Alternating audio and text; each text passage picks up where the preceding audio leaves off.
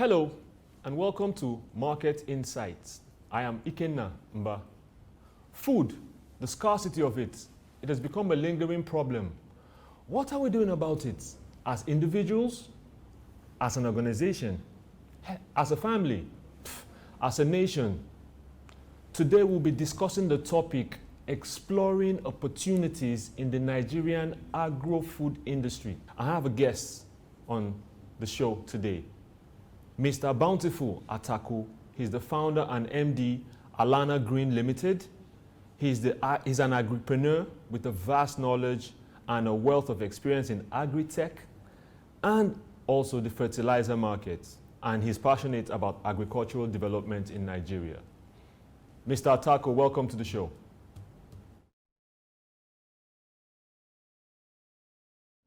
Join you once again. Yes. How are you doing? Hope you're doing really good. Yeah, I'm okay. I have a bit of a cold, so pardon me, when I cough in intervals here and there. All right, sorry to hear that. So we'll jump right into it. My first question for you, as we begin to butter the grounds and wet it, what is the status of our agro-food industry currently? Where we are right now? Where are we? What's the status? There are two sides to the coin. First of all, as we know, Nigeria is experiencing food shortage. That's a position I think, is also applies globally because of the wars here and there. The Hamas-Israel thing is there. The Russia-Ukraine war is also there, and a host of other factors. That's one on the one side. On the other side, I think the government is putting in place initiatives to develop the sector as best as they can. Months before now, I held a different view on these things, but I've seen that the government is serious about making a change in the agricultural sector. We can see by the work they're doing in mechanization space, by the agencies that they're establishing. We can also see that they have made good claim on dry season farming, or subsidizing fertilizers, and a host of other things. So it's an interesting time for agriculture. We also look forward to having more young players in the sector to see how we can build and consolidate on the work we've done thus far. Yes, you mentioned how the wars affect what's going on. Could you shed more light? Okay, so as we know, security is a major determinant to food production. You cannot produce whilst there is unrest or security risks. That's not possible. We see that the major reason that is hampering our production, the major reason our production is hampered in Nigeria is insecurity. Now, these countries where these wars are happening are major players in the agricultural sector. First of all, a country like Ukraine and Russia is where Nigeria gets their raw materials from, to produce fertilizer. And, MOP, DAP comes from these areas, first of all. And then second of all, on the Israeli side of things, we also get, Israel is a producer of a fertilizer raw material globally as well. And this wars cause tension. As we know, Ukraine sent us some grains the other day. These are also trade partners that we work with. So if we don't have these economies functioning at optimal position, it will affect global food production. Right. Thank you for shedding more light to that. But come to think of it, based on what's going on with all that's happening, are there underutilized crops that has export potentials that were not, were yet to discover? We have things like cocoa, cashew nut and stuff. Are there underutilized crops that we could, take advantage of and get into in these times? There are a lot of them. First of all, sunflower. Now, northern Nigeria is a hub where sunflower can thrive. Sunflower oil is the most expensive oil in the world. We have the potential for it, but the value chain is underdeveloped. But I think there are a lot of people doing some work on that value chain, including colleagues of mine. That's on the one hand. On the other hand, I think that cocoa, cashew, we need to look at the value chain in its entirety to develop the processing end of things. We need to add value to those produce so that we no longer export as raw material, but we can be known globally as processors of this produce. All right. So now, having said that, and we pick a few of these things as underutilized crop that we can get into, are there gaps in our food processing sector as regards the ease at which they are processed and how quickly we can export or begin to export and throw our weight behind exporting? Are there gaps that we need to fill in our processing sector? Okay, there are end-to-end gaps from finance, that's innovative finance to latest equipment and machines, to local fabrication of these machines, to packaging methods and all of these things. There are a lot of gaps, in that area. First of all, I think that development banks, agricultural banks, and the capital markets in general need to look at innovative finance for players in the agricultural sector. Now, why a lot of countries are thriving in agriculture is because of the financial incentives that are in the sector. There are so many, incentives. There are tax holidays. There are tax holidays. There are what have you, incentives to take funds, low interest rate, single digit interest rates or reduced interest rates. There are a lot of, factors that help, this sector thrive. There are also a lot of investments in research and development where universities are giving funds, to develop certain areas of their value chain. So I think we need to look at that holistically and we need to work in that direction. And that way, we can now look at better packaging to be acceptable, globally. To play in global markets, we need to do things as per our competitors globally, or else, we'll be relegated to the backstage, and that's not what we want for the country. No, that's not what we want. You talked about innovative financing and stuff, but there's so much talked about agri loans, at low interest rates and all that available. So much in the news, so much in print, in the papers and all that stuff. But why do we still seem to have a problem with food crops and inflation? Because there's so much on the news about this. Money's available, come take, we're ready for you and all that stuff. But why is there still this gap and these problems that we have? So first and foremost, there is a trust deficit in the agricultural sector. I tell you because I know that. Our company have been involved in fundraising for some time now, and that fundraising exercise has cost us to encounter different sets of people. Now, in encountering different sets of people, we found people who are ready to do the job, but because of their past experiences with different organizations who have not kept their own size of the bargain, it has cost them, to say, look, we can't do this anymore. We cannot finance you guys because we've given finance to a lot of people. They've gone to buy vehicles, they've gone to buy houses, they've left the country, and it doesn't help, other younger companies or smaller businesses who are looking to get finance.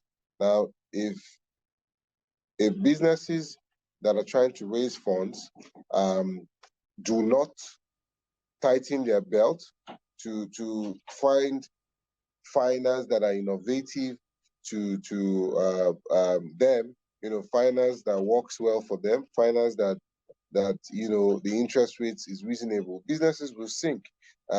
I give you an example. We have been involved in raising finance at some point in our careers as a business at Alana Green, and we took finance for 6% per month. You can imagine what that would have done to our business.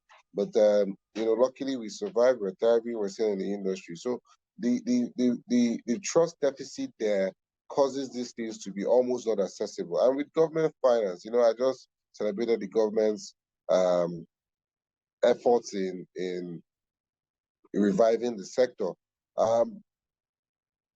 To be frank with you, with government financing, government is fond of giving people who are not actual players in the industry funds. And, this has caused a significant, downturn to our production. This has caused, salon owners, welding companies, different sorts of organizations getting agricultural finance. So I think that is the way it has posed a threat to our production. Now, what you have mentioned, you talked about the loans going to the wrong people. What can we do about that? What can we do, what can government do about such a thing? First and foremost, I think government has no business financing, or doing intervention programs. So I think I share the sentiments with the central bank. Government should give subsidized funds to banks, to deposit money banks, DMBs, give them funds. Tell them this is the interest rate that you're giving them at, and they should peg it at so percent and give single digits. Your job should be to monitor. Government doesn't do well to implement these programs. We've seen it time and again, right? So that's the first step, because deposit money banks do not want to lose funds. They do not want to be indebted to the CBN. They will do their checks and their balances. Also, there should be standardized check across, the sector. What we see today is this bank has this requirement, or that bank has that requirement, and all of that. It just makes it hard, because you're able to raise from this bank with a standard requirement, you should be able to raise from the other bank that you bank with. So these are some things that we can do, to make sure that we move the sector forward. Awesome. I hope they are paying attention to this. But thank you. Let's move over to production. Now, what are the most in-demand crops that we have in Nigeria, and how can we take advantage of, to improve yield through technology of these crops? Maybe are they saturated by people that are currently playing there, or can newer people get on the bandwagon and make for availability of these crops and products? Okay, so first of all, I'd like to see that maize, paddy rice, soya bean, and sorghum, because a lot of people drink beer in Nigeria, are the basic grains that we consume a lot. Cassava also falls into one of our consumables. Well, the truth is, the market is there. We have over 84 million hectares of arable land, and we are not producing yet, what our capacity entails. We're nothing close. As a matter of fact, recent studies we've been doing at our company, Alana Grain Limited, shows that the mechanization deficit is over 95%. So it means that 95% of farmers are not mechanized yet. So we have a lot of work to do, and part of the things that we're doing to develop the value chain, when I mean our company, Alana Grain Limited, is small-scale mechanization. So we just launched a product called Money Day Farm, which helps small-scale farmers access hand tractors, plow their fields, plants in a mechanized way, because that would increase their yield. And when they increase their yield, they have increased earnings. From increased earnings, they will increase their capacity to farm. If they were doing 1 hectare, they will move to 2 hectares and then 3 hectares. So that will help move them from subsistence growers into sustainable farmers, right? So I think that technology is the way to go. We need to apply more equipment for technology. We need to focus more on creating digital access to market, so that products can move from farm gate to export. And when I mean that, of course, clean package and all that, but more value can come to the farm gate. So I think companies should look past being middlemen in the space and see what is the actual value that we as businesses can provide to farmers. That way, when you provide that value, the farmers benefit, you in turn will be far more profitable. So I think we need to infuse technology in all that we're doing as it concerns production. Yes, I agree with you totally, to infuse technology.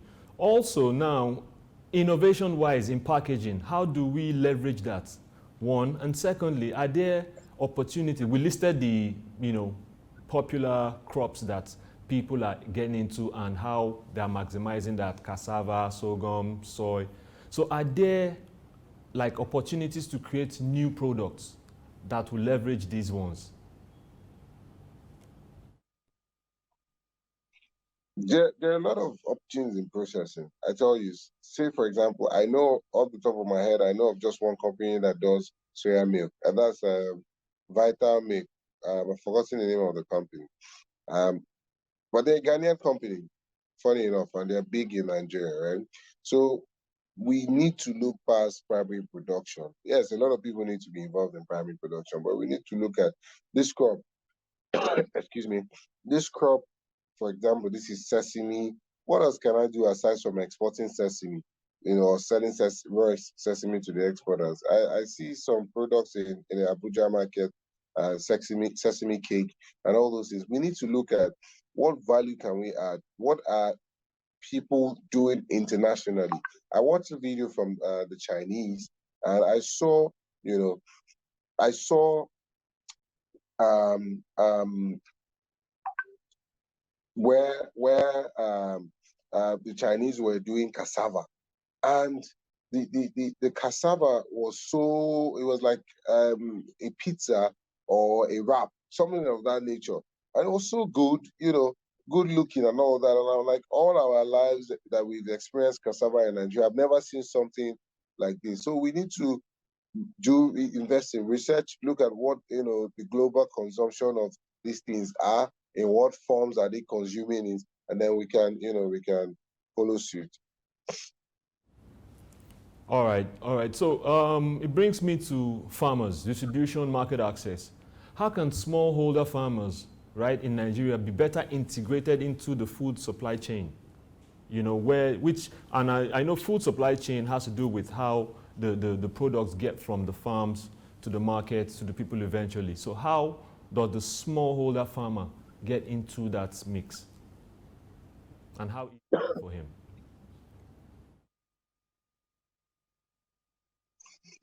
Okay, if I get your question correctly, I think that farmers, typically just farm and sell. So there should be different value chain actors, value chain players at every point. Companies can invest in logistics, just like what we are doing with our Money Day product, Money Day farm product. We've invested to say the machines that we have also have a 1.5 ton trailer attachment, so they can move produce from farm gate to a storage. That way also mitigating post-harvest losses. So even the market is there for the farmers because we will buy back, the commodities farmed by the farmers who have patronized us and other farmers around. Now, farmers can focus to say, when I buy my products, I don't want to sell immediately. I want to clean it, make sure the grains are standard before I sell, and I can put some more value on that. That way, you have a ready market because people know that this farmer does ABC before sales, and they are looking forward to have value. People are not looking to just go and do what everybody else is doing. Once you you go one step or two steps further, people are far happy to patronize you. So farmers can key into that market by adding value other than just bagging impurities into their commodities. Um, Cooperatives can also come up to say they want to invest in branded commodities. What that means is, for example, we have Souq Pulse Cooperative. The Souq Pulse Cooperative can invest in printing their own bags with the name Souq Pulse and then the location, for example, Idiaraba cluster. And, put in a tracing mechanism there as well to show anybody buying this that it was produced by Souq Pulse from Idiaraba, and that they can be accountable, they are traceable. So if there's any issue with the product, say aflatoxins or whatever challenges have you can come back to them and they will to refund on that batch. That way they can also increase their pricing because it's value that they are adding. Pretty much, these are some of my ideas.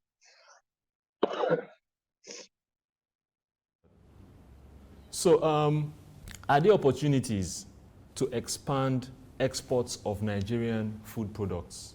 You know, we're too keen on imports, a lot of things from the most minute to the largest.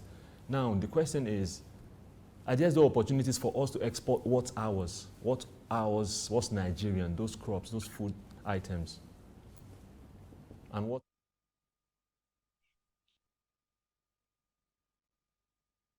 So first of all, we need to earn foreign exchange. We've seen the deepening of the naira. Well, recently it's been recovering, but we've seen the challenges that naira has faced. We need to earn foreign exchange. Now, for us to earn foreign exchange, we need to export, export, and export. Agricultural produce, we have the competitive advantage. We have the land. We have almost everything grows in this country. So we need to focus on it. We also have fantastic players in the industry who are doing a lot of work in the vegetable space. I think that's one market as well that we can drive the numbers. So the opportunities for exports are limitless. To start with, we haven't even scratched the surface. And I say that, with good intentions. We haven't scratched the surface. Our export ratings and numbers are so low, we can do a lot more.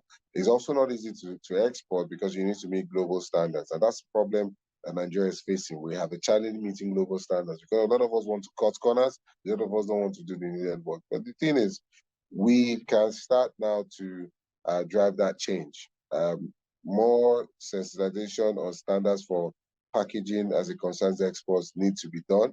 A lot of people need to start reaching out to their foreign counterparts to really understand how they go about their own exports and what is expected, what kind of packaging they want and all those things, and work towards it. By the time you work from market to production, it'll be easier to export. Yes. Great. You talked about the vegetable space. Now that's quite dire because I'm thinking, how is it kept from spoiling, from expiring? Because vegetables don't keep for long. How do you think they manage this? Because if you're talking exports, then there must be ways to keep it preserved. There's storage facilities for vegetables, number one, and there are different kinds of crates that they use to store vegetables. And you see, the thing about innovation is every morning something new, someone is working on something new, and it just helps better the work that we're doing, in the space. I tell you, I've seen tomato that, it's been harvested for over 3 to 4 weeks, and it looks almost perfect, like as if you were harvested today. This is done through hydroponics farming or excuse me, or soilless farming. There are a lot of companies doing a lot in that space. So I have my knowledge on vegetable is limited to how they produce. I have no expertise on how their storage really works, but I know that they have different crates that has been introduced to the market that preserves their commodities well, their produce well. They also, some of them, does air freight, for export, which is a shorter term travel time, right? It takes about 2 days to land to the destination that it needs to get to, pretty much. So I know that there are a lot of work going on in that space. In fact, the vegetable space is almost the fastest developing value chain in the entire agricultural sector. And I can say that, with boldness, because every morning, every night, they're developing something new and things are moving in the right direction in that value chain. I didn't want to cut you short. You talked about having the tomatoes and vegetables preserved even 4 or 5 days after they've been harvested and they look fresh. That's one fear that the people have. Are these genetically, modified? Are they not dangerous? Because I know at a point there was a time people talked about how that is an issue and how it's affecting the health of the people. It's causing cancer and all that stuff. Is this not what's happening in the vegetable space? There's a keen worry about that. No, GMOs is a different ball game, from what we're discussing. Um, hydro, hydroponics is, the absence of soil, growing crops in the air. aquaponics, growing crops in the water and all those things. It has nothing to do with GMO. GMOs is from the seed modification. From the seed, it was doctored in a laboratory and all of that. These are actual vegetable seeds that were produced, right, under the normal standards. And then the pattern of growing them differs. Are there not, you know, chemicals that are being applied to these products to keep them for as long as they're being No, kept for, to increase their shelf life, no, which is causing no, people to fall sick and causing cancer and no, all that stuff? no. No, they have only been an improve. They have only been an improve. It's just like there used to be B2. Am I right? When I was young, there used to be B2. From B2, they got into Peugeots, 504, and all of that. From there into Golf. Today, there are Aston Martins, newest models. Today, there are Lamborghinis, Ferraris. There's Tesla today, right? So that's what the sector is evolving into. Seeds are evolving. People are saying, so this seed I planted, it rotting too early. What is the tweak that we can do? And the tweak would be that, okay, you planted male and female. How about you do just female, female, but the crossing and all of that? These are the things that are happening. It's not that they are made in the lab. That's different. These are open field productions or maybe controlled environment productions, but done with actual timing, actual time. Sometimes we also tweak the maturity period as well and all those things. So it was not done in a laboratory. I tell you, it was done in field proper standards. Now, that was good to hear. Thankful for that. Okay, so still Yeah. on market access and stuff. How can e-commerce and digital marketing be used to, reach new customers? I'm talking to farmers now. Are there ways that they can utilize that for quicker turnover and faster increase of profits? Yes, a lot of investments need to be made. Also, the digital communications minister is doing some work on that. Now, like it or not, the world is going digital, and if you don't digitize, the world will leave you behind. Now, I think companies should focus on building platforms rather than applications or websites. Platforms are USSD can fly for the same function. Um, Applications can fly for the same function. If you have access to a website, it can function. Because some people don't know how to use apps. Some people know how to go on the internet, which is Chrome and all those things, and just use them. Some people don't have access to these phones, they can use USSD. So we need to differentiate different people's knowledge. Now, if we are digitalizing, which we need to look at that across board and say the audience we're trying to reach is not only the app using guys. And I think a lot of times it's pointless to make apps for farmers. You can make apps for the service providers to those farmers, but not for farmers, because how many farmers understand the intrigues of technology? A handful, right? And some of them know how to browse. Some of them know how to use web to bank. So if they can use web to bank, they can also use web to assess, what you have. So digitalization is here, it's happening. If you don't fit in as a business, you're going away. Part of the work that we're doing at Alana Green Limited is to make sure that our products are digitized and not just that we build apps and push it out there and no use it. And what we're doing to do that is to launch our products, get market feedback, and then tweak the digital end to fit the needs of our farmers. You said something about farmers many of them not being able to, make use of apps and to use that to reach customers.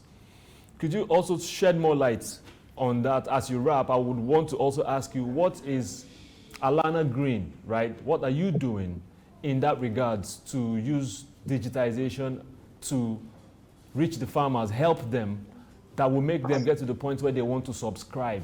What are you doing as an agripreneur with Alana Farms?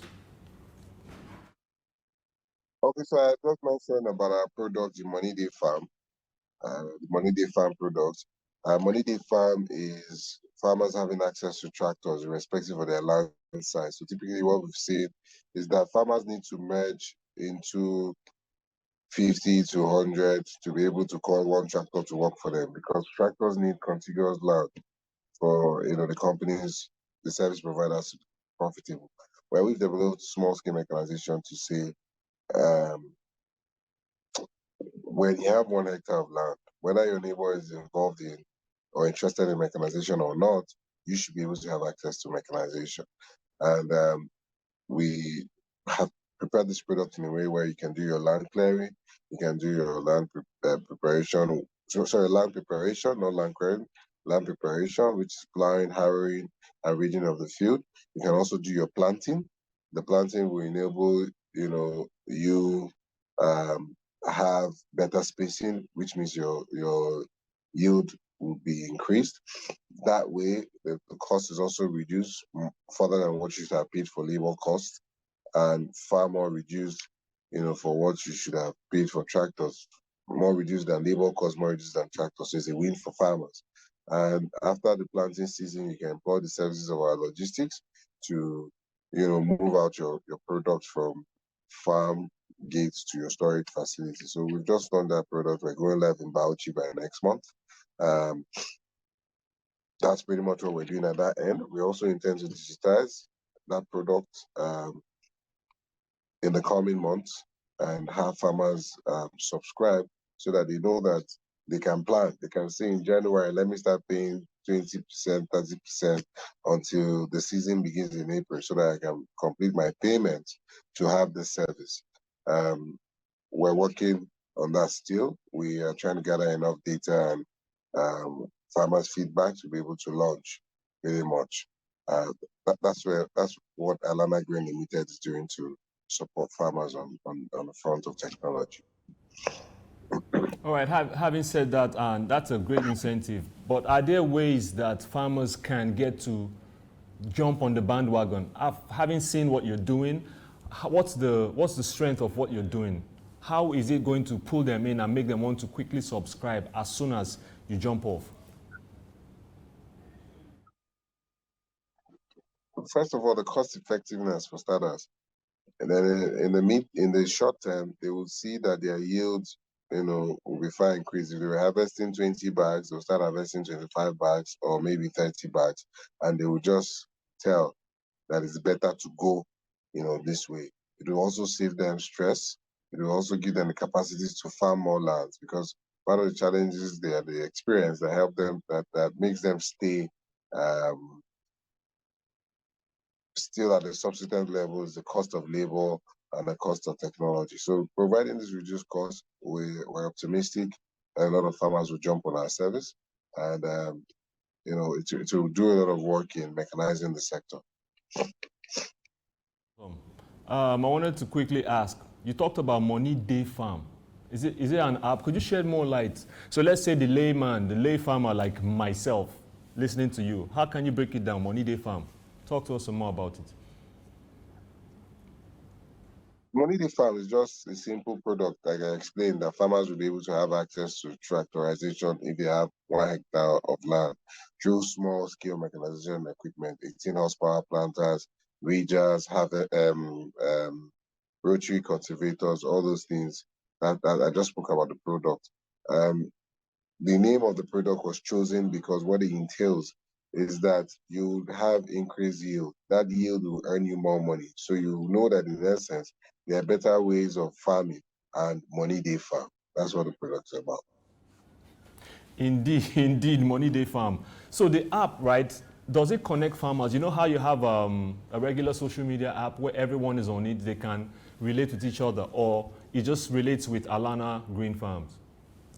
I asked for ease of, We're looking at flow of the app and the scalability, how they can talk to each other real time and have ready answers.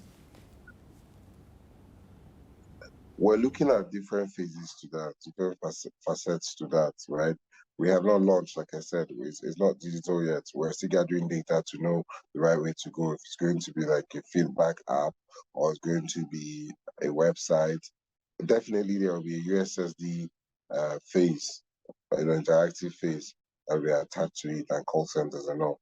We're not there yet. I'm sure when we get to that bridge, we'll cross it, but we're working on it. Yes, you are, which means you owe us a fantastic pay for the amazing idea, since you haven't run it with it now. So thank you so much. I want to thank you at this juncture for having us talk, for you talking to us and shedding light on how farmers can do better. Currency market rates for today. It took a slight downfall as yesterday it went for $1,323, 3 naira per dollars, I beg your pardon. So today on the dollar markets, it's selling for 1,300 as official rates, where the parallel market is for 1,440 naira. Pounds, 1,670 naira to 1,900 naira on the parallel markets. For euro, 1,436 naira selling, which also takes us to parallel 1,600 naira for today, March 26, 2024. All right, that was our package today on the show, where we discussed opportunities in the Nigerian agro-food industry. Our guest, Mr. Bountiful Atako, went in depth to mention the numerous benefits of that industry. I am Ike Namba. Stay tuned for the next program on Souq News. Don't go nowhere.